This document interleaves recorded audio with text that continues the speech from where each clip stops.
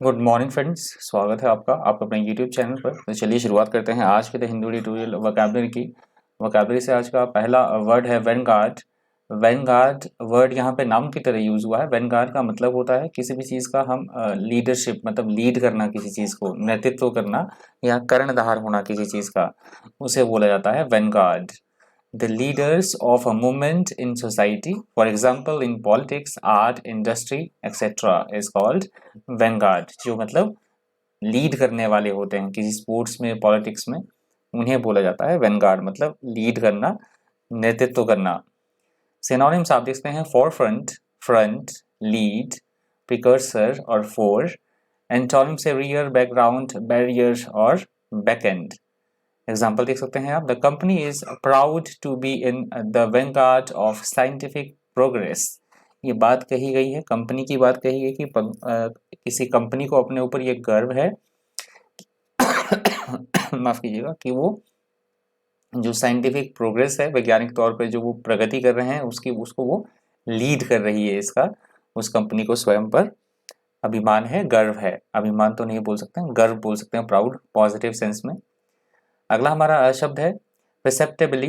परसेप्टेबली यहाँ पे एडवर्ब की तरह यूज हुआ है वर्ड। परसेप्टेबली का मतलब होता है ऐसी कोई चीज जो कि हमें साफ तौर पर दिखाई दे, स्पष्ट तौर पर दिखाई दे, प्रत्यक्ष रूप से, उसे बोला जाता है perceptibly. In a noticeable manner is called perceptibly. Perceptibly के सिनोनिम्स है नोटिसेबली, ऑब्जर्वेबली, perceivably, discernibly और apparently। एंटोनिम्स आप देख सकते हैं at one, imperceptibly, observably। Example आप देखते हैं the tension was mounting perceptibly. किसी तरह की टेंशन्स की बात की जा रही है, प्रॉब्लम की बात की जा रही है कि जो प्रॉब्लम है वो लगातार जो है वो बढ़ी रही थी, प्रत्यक्ष तौर पे वो स्पष्ट रूप से देखी जा रही थी कि समस्या बढ़ती जा रही थी। अगला हमारा शब्द है स्टैगर्ड। स्टैगर्ड वर्ड यहाँ पे एडजेक्टिव की तरह यूज हुआ है। स्टैगर्ड का मतलब होता है एकदम से ऐसी कोई चीज जो हमें हैरान कर दे, एकदम सरप्राइज कर दे, हैरान कर देने वाला, आश्चर्यचकित कर देने वाला, उसे बोला जाता है स्टैगर्ड। सिनोनिम्स आप देखते हैं एस्टोनिश्ड, सरप्राइज्ड, अमेज्ड, एस्टाउंडेड और स्टम्बल्ड। एंटोनिम से स्टेडी, अनअफेक्टेड और अटैक। एग्जाम्पल आप देखते हैं I was absolutely staggered when I heard the news. ये बात कही गई कि जब मैंने वो समाचार सुना तो एकदम से मुझे बड़ी हैरानी हुई, मैं अचंभित हो उठा, आश्चर्यचकित हो गया उस समाचार को सुनकर। अगला हमारा शब्द है श्रंक। यहाँ पे नाउन की तरह वर्ड यूज हुआ है। श्रंक का मतलब होता है किसी भी चीज में कमी आना, सिकुड़ना, किसी चीज का संक्षिप्त होना, उसे बोला गया है shrunk. Reduce in size by being drawn together. Synonyms आप देख सकते हैं कॉन्ट्रैक्टेड, डिक्रीज्ड, श्रैंक, डिफ्लेटेड और abridged. Antonyms added on, advance, adopted. Example आप देख सकते हैं the shrunken dress was entirely too tight to wear. ये बात कही गई है कि जो ड्रेस थी बहुत ज़्यादा वो छोटी हो चुकी थी, संकुचित हो चुकी थी, इसलिए उसे पहनना बहुत ज़्यादा मुश्किल हो रहा था। अगला हमारा शब्द है ड्यूपॉली।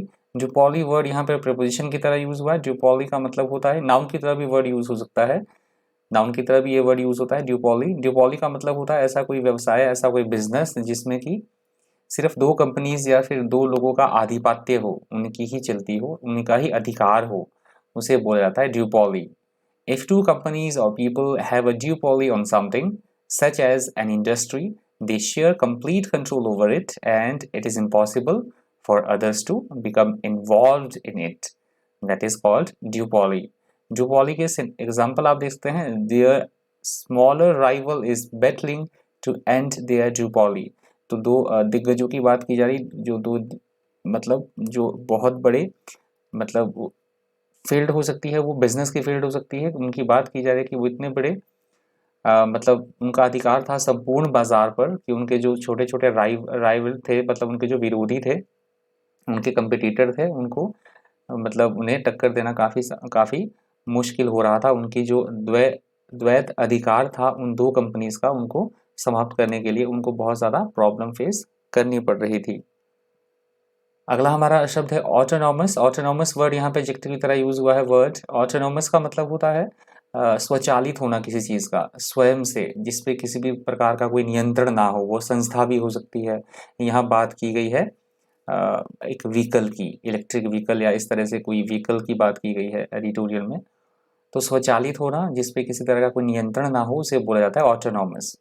एन ऑटोनॉमस कंट्री, ऑर्गेनाइजेशन और ग्रुप गवर्न्स और control itself rather than being controlled by anyone else.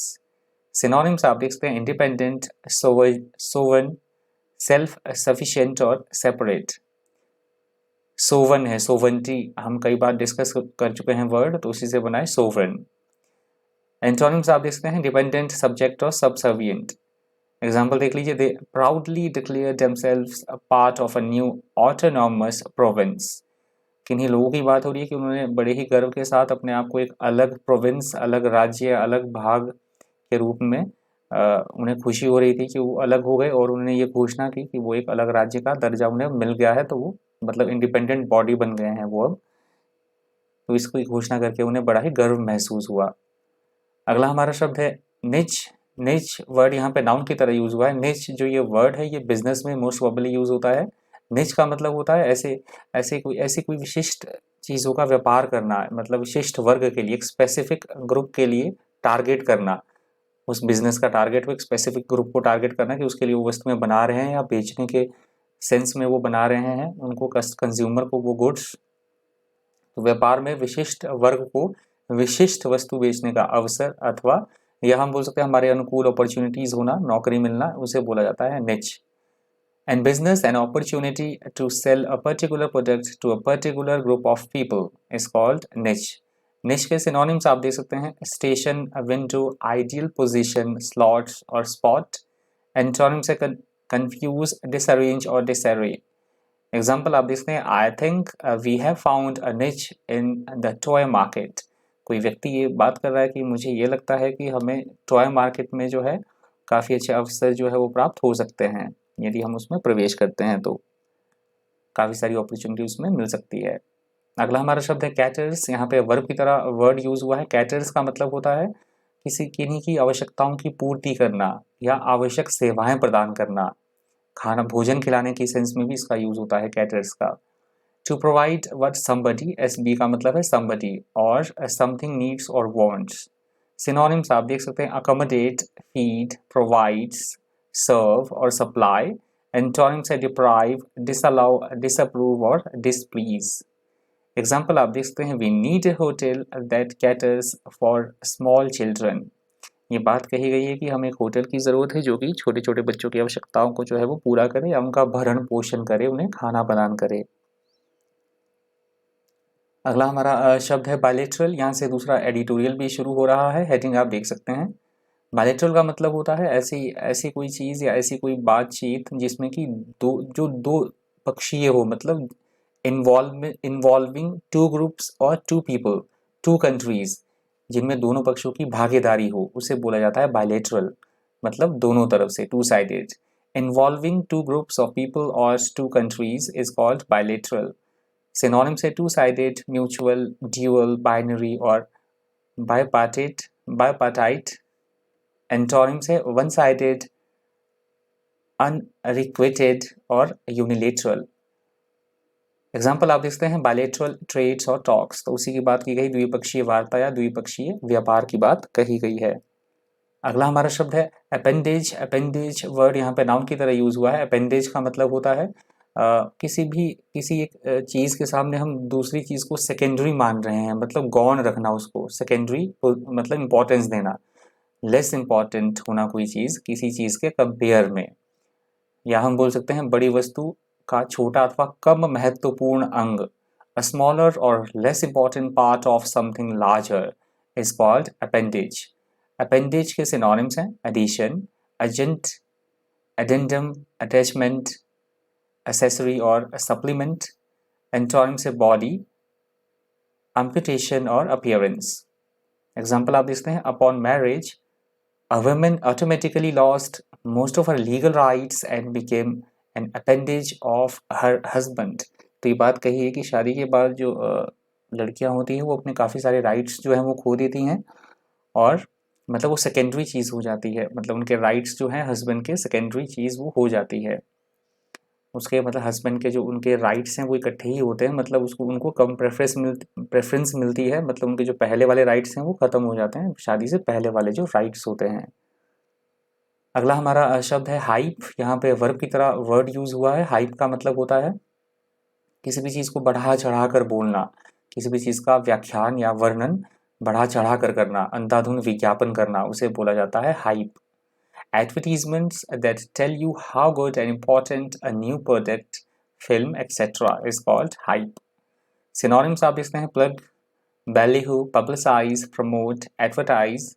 Antonyms है bad, awful और belittlement. Example आप देख सकते हैं don't believe all the hype, the book is rubbish. तो ये बात कही गई कि सभी इस तरह की हाइप का मतलब विश्वास ना करें, जो ये किताब है बिल्कुल ही बेकार है, किसी भी तरह के विज्ञापन में या प्रचार में ना आए, ये किताब सिर्फ मतलब बहुत ज़्यादा रबिश है। अगला हमारा वर्ड है ग्लैमरस। ग्लैमरस यहाँ पे एडजेक्टिव की तरह यूज़ हुआ है वर्ड। ग्लैमरस का मतलब होता है ऐसी कोई चीज़ जो हमें अपनी तरफ आकर्षित करे, लुभावनी हो, आकर्षित करने वाली, मोहक, उसे बोला जाता है glamorous. Having an air of allure, romance and excitement.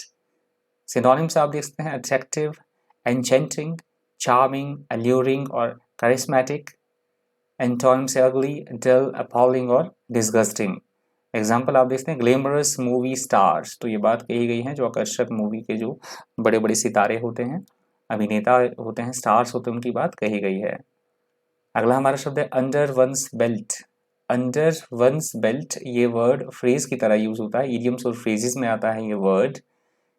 Under one's belt का मतलब होता है किसी काम में हमने काफ़ी समय बिताया है सीखने के लिए, किसी काम को करने के लिए, और उसमें हम परफेक्ट हो चुके हैं अब और इजीली हम वो काम कर पा रहे हैं, उसमें हमारी यह परफेक्शन है। हैविंग अचीव्ड और मास्टर्ड समथिंग इम्पॉर्टेंट और यूजफुल, या हम बोल सकते हैं और नॉलेज और experience that one has acquired is called under one's belt. Example आप दे सकते हैं he now has almost a year as minister under his belt. किसी व्यक्ति की बात हो रही है कि राजनेता के तौर पे उसे लगभग 1 साल हो चुका है, तो वो काफ़ी दक्ष हो चुका है, अपनी राजनीतिक जो जीवन है उसमें काफ़ी वो दक्ष हो चुका है, काफ़ी एक्सपीरियंस उसे हो गया है। अगला हमारा शब्द है कंक्लूडेड। यहाँ पे एडजेक्टिव की तरह वर्ड यूज हुआ है। कंक्लूडेड का मतलब होता है किसी भी चीज़ की समाप्ति होना, कंप्लीट होना, समापन होना किसी चीज़ का, उसे बोला जाता है कंक्लूडेड। टू एंड और to bring something to an end is called concluded. Synonyms आप देख सकते हैं कंप्लीटेड, एंडेड, टर्मिनेटेड, कंप्लीट और फिनिश्ड। एंटोनिम्स है अनफिनिश्ड, ऑनगोइंग, अनकम्प्लीटेड और अनडन। एग्जाम्पल आप देख सकते हैं the president concluded his tour with a visit to a charity concert. तो ये बात कही गई कि जो प्रेसिडेंट ने अपनी जो यात्रा थी वो एक चैरिटी कंसर्ट के साथ उसका जो है वो समापन किया। अगला हमारा शब्द है इंटरिम। यहाँ पे नाउन की तरह वर्ड यूज हुआ है। इंटरिम का मतलब होता है थोड़े समय के लिए किसी की नियुक्ति होना किसी पद पर, उसे बोला जाता है इंटरिम, अल्पकालीन या कुछ समय के लिए। That is called interim. Not final और lasting, temporary, until somebody or something more permanent is found. Synonyms आप देख सकते हैं टेम्पररी, प्रोविजनल, मीनवाइल यहाँ पे 2 बार टाइप हो चुका है, देख लीजिएगा, एक्टिंग और इंटरवल। एंटोनिम्स है परमानेंट, फाइनल, इमोर्टल और एवरलास्टिंग। एग्जाम्पल आप देख सकते हैं he only holds the post on an interim basis. तो किसी व्यक्ति की बात की जा रही है कि वो केवल अल्पकाल के लिए किसी पद को संभाल रहा है, केवल कुछ समय के लिए। अगला हमारा शब्द है मीगर। यहाँ पे एडजेक्टिव की तरह वर्ड यूज हुआ है। मीगर का मतलब होता है मात्रा में बहुत कम होना, थोड़ी मात्रा में होना, अल्प मात्रा में होना, उसे बोला जाता है meagre. If you describe an amount और quantity of something as meagre, you are critical of it because it is very small और नॉट एनफ। सिनोनिम्स आप देख सकते हैं स्कैंटी, पुअर, इनसफिशिएंट और स्केंट। एंटोनिम से एम्पल, बाउंटीफुल, एनॉर्मस और excessive. Example आप देख सकते हैं the rations that they gave us were meager and inadequate। तो ये बात कही गई है कि जो राशन, जो भोजन उन्होंने हमें दिया वो बहुत ही थोड़ा था और अपर्याप्त था। अगला हमारा शब्द है फज। फज वर्ड यहाँ पे नाउन की तरह यूज हुआ है। फज का मतलब होता है बेकार की ही बात पर क्रोधित हो जाना, उत्तेजित हो उठना, शोर मचाना, हो हल्ला करना, उसे बोला जाता है fudge. A time when people behave in an excited, a nervous or an angry way, especially about something unimportant, is called fuzz. Synonyms आप देख सकते हैं commotion, uproar, bustle, disturbance और trouble. Antonyms है calm, peace, serenity और harmony. Example आप देख सकते हैं the waiter didn't make a fuzz when I split my drink. तो ये बात कही गई कि जब मैंने अपनी पेय जो पदार्थ था, जो मैं कुछ पी रहा था, कोई फ्रूट हो सकता है, पानी हो सकता है, जब मैंने वो गिरा दिया तो वेटर ने किसी भी प्रकार का हो हल्ला नहीं किया या वो क्रोधित नहीं हुआ। अगला हमारा शब्द है spearhead. Spearhead word यहाँ पे नाउन की तरह यूज हुआ है। स्पीयर हेड का मतलब होता है किसी चीज को लीड करना, आरंभ करने वाला। कोई व्यक्ति किसी चीज की शुरुआत करता है या बागडोर अपने हाथ में रखता है लीड करने की, जिसमें क्वालिटी हो, लीड करता है कोई व्यक्ति किसी चीज को, नेता, मुख्य शक्ति, उसे बोला जाता है स्पीयर हेड। अ पर्सन और group that begins or lead an attack is called spearhead. Spearhead के synonyms है lead, forefront, head और initiate. Antonyms है end, approximate, shadow और balance. Example आप देख सकते हैं she is spearheading a national-wide campaign against domestic violence. तो किसी महिला की बात की जा रही है कि डोमेस्टिक जो वायलेंस है, जो घरेलू हिंसा होती है, उसके लिए, उसके अगेंस्ट जो है उस महिला ने राष्ट्रीय स्तर पर या अंतरराष्ट्रीय स्तर पर कैंपेन को जो है वो लीड कर रही है उसके विरोध में। अगला हमारा शब्द है स्टेम। यहाँ पे नाउन की तरह वर्ड यूज हुआ है। स्टेम का मतलब होता है किसी भी चीज को अपने नियंत्रण में करना, काबू में करना, रोकना या प्रतिबंधित करना, उसे बोला जाता है स्टेम। इफ अ कंडीशन और problem stems from something it was caused originally by that thing. Synonyms आप देखते हैं कर्ब, हॉल्ट, स्टॉप और restrict. Antonyms accelerates, encourages, expressed और एड। एग्जाम्पल आप देखते हैं Australia has sent 3 army battalions to its border with Hungary to stem the flow of illegal immigrants. तो ये बात कही गई है कि ऑस्ट्रेलिया ने अपनी कम से कम 3 बटालियन भेजी है हंगरी बॉर्डर पर। हंगरी के बॉर्डर पर, हंगरी के साथ ऑस्ट्रेलिया की जो सीमा लगती है, वहां पे ऑस्ट्रिया ने, ऑस्ट्रेलिया नहीं है, ऑस्ट्रिया ने 3 आर्मी बटालियंस भेजी है, जिससे कि जो गैर कानूनी तरीके से इमिग्रेंट्स, अप्रवासी जो प्रवेश हो रहे थे, उन्हें रोका जा सके। तो ये लास्ट वर्ड था आज के द हिंदू ट्यूटोरियल वोकैबुलरी का। इस वीडियो में इतना ही। इसी तरह के इन्फॉर्मेटिव वीडियोस के लिए बने रहिए चैनल पर। Thank you, thanks for watching.